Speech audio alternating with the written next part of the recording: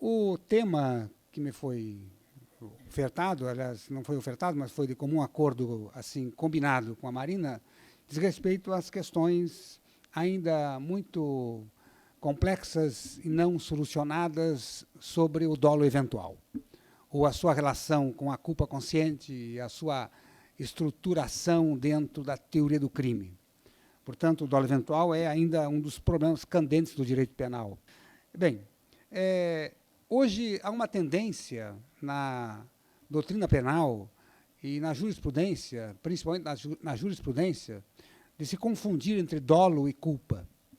A ponto de, hoje, praticamente, quando a pessoa conduz o seu automóvel e estando sob o efeito do álcool, se diz que agira com dolo eventual quando provoque um acidente e, consequentemente, a morte ou a lesão corporal de alguém.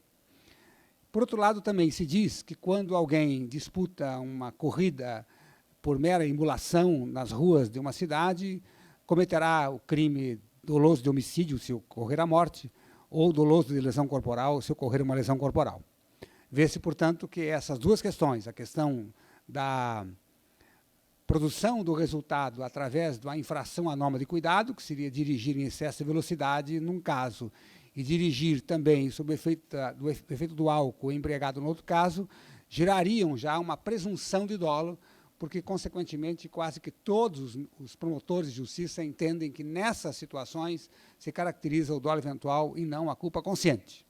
Então, nesse aspecto, é que eu tenho certa precaução quando da importação de certas teorias estrangeiras para o direito brasileiro, quando o legislador brasileiro trabalha as questões expressamente dizendo, no Brasil, em consequência da tradição jurídica brasileira, que vem desde o Código de 1830, e que está alicerçado, inclusive, no projeto Livingston de 1826 para a Louisiana, nos Estados Unidos, o dolo tem vontade. Então, acabou a história.